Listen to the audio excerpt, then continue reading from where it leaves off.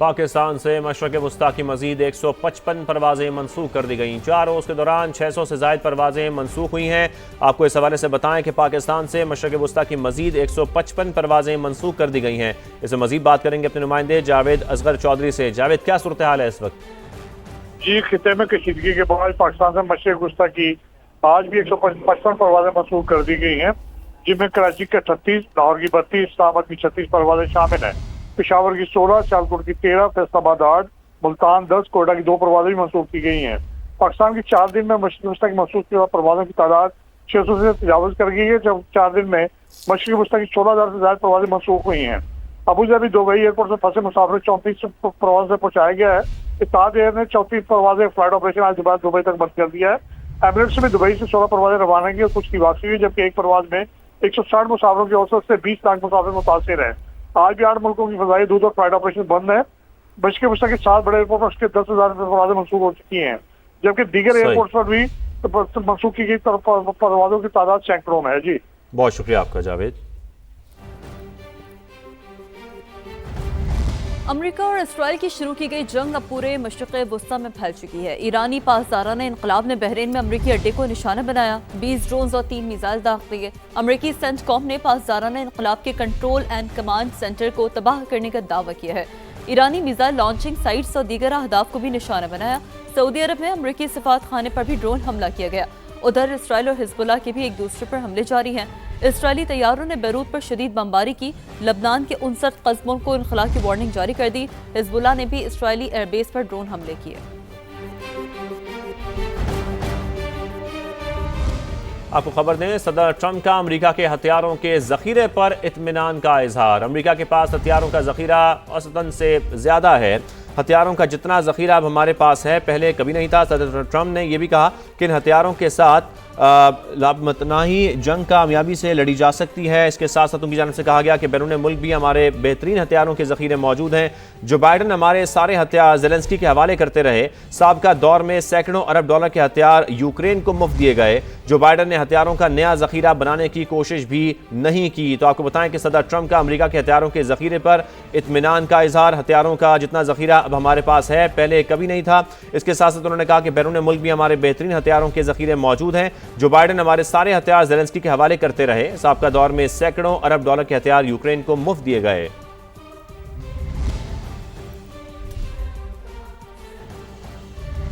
तो इस तमाम तर सूरत हाल पर बात करने के लिए साबिक सफ़ीर नखवाना हाशमी साहबा में ज्वाइन कर चुकी है। नखवान साहबा, बहुत शुक्रिया समा को वक्त देने के लिए।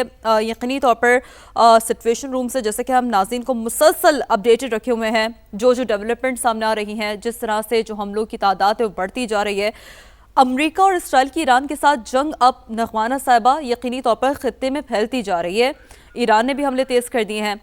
मजमूई तौर पर जो इस वक्त सवाल है, बड़ा अहम सवाल, कि आप कैसे देख रही हैं इस तमाम तर सूरत हाल को? ये आग और खून का खेल आखिर कब बंद होगा? देखिए, इसमें तो कोई ताज्जुब की बात ही नहीं है कि ये आग खित्ते में फैल गई। बहुत अरसे से ये बात हो रही है और ये कोई 1-2 महीने 1-2 साल की बात नहीं है। हमेशा से ये बात चल रही है कि अगर ईरान पे इस किस्म का हमला हुआ तो ये आग फिर ईरान तक नहीं रुकेगी, ये पूरे खित्ते को अपनी लपेट में लेगी। और देखिए, वही हुआ है। और ये खित्ते से निकल के खित्ते के बाहर के ममालिक, एक्स्ट्रा रीजनल स्टेट्स तक भी अब ये पहुंच गई। जहां तक खित्ते का ताल्लुक है तो खित्ते में ये इसलिए पहुंची है कि खित्ते में प्रीडोमिनेंटली देखिए इस्लामिक ममालिक है, चाहे वो गल्फ है, चाहे वो मिडल ईस्ट है, सेंट्रल एशिया है, साउथ एशिया में भी तुर्की है, पाकिस्तान है, बांग्लादेश है, आपके साथ मालदीव्स है। तो ये सारे मुस्लिम ममालिक हैं, जिनमें से सिवाय चंद एक के तमाम जो हैं वो बेसिकली वेस्टर्न एलाइज हैं। और तमाम ममालिक में खास तौर पे जिन्होंने एनसर्कल किया हुआ है ईरान को, वहाँ अमेरिका के अड्डे हैं। तो जब आप अमेरिकन अड्डे वहाँ रखेंगे, और वो अमेरिकन अड्डे जो हैं वो ईरान ही के लिए बनाए गए हैं, तो फिर ईरान क्या समझेगा कि आप उनके दोस्त हैं या दुश्मन। फिर आप अपनी फिजाई हदूद जो है उसे भी मुस्तकिल इस्तेमाल करने दे रहे हैं कि वो ईरान पे हमले करे। आप एक मिनट के लिए सोचिए कि अगर पाकिस्तान इस सिचुएशन में होता तो क्या करता? वही करता जो ईरान कर रहा है, क्योंकि जहां जहां अड्डे हैं अमेरिका के जो इजराइल को डिफेंड करने के लिए हैं, तो फिर ईरान को डिफेंड करने के लिए तो कोई नहीं है। तो वो उनका अंडर इंटरनेशनल लॉ बिल्कुल एक जायज हदफ बनता है। और जो भी ईरान एक्शन ले, मेरे अंदाजे से तो वो बिल्कुल जायज होगा, क्योंकि इस वक्त मुसलमान मुल्क जो उनके इर्द गिर्द है वो भी, और अमेरिका और इजराइल तो खैर उनके दुश्मन ही हैं। वो ईरान को बेसिकली सफाई हस्ती से मिटाने की कोशिश कर रहे हैं। बिल्कुल नगमाना साहब, आपके मुताबिक ईरान की जगह कोई भी मुल्क होता तो अपने डिफेंस के लिए वो यही पॉलिसी अपनाता, इस तरीके से अपना डिफेंस करता। लेकिन हमें साथ में जो हकीकत है वो भी देखनी है, और वो हकीकत ये भी है कि अमेरिका ने ईरान की जो पूरी क़यादत है उसका खात्मा कर दिया है। ईरान की आर्मी चीफ भी अब नहीं रहे हैं, तो ऐसे में अगर जंग को रोकना भी हो तो फिर बातचीत किससे होगी? अली लारिजानी मुज़ाकरात से इनकार कर चुके हैं। ईरानी फौज को कोई कमांड देने वाला कोई है या नहीं है आपके ख्याल में?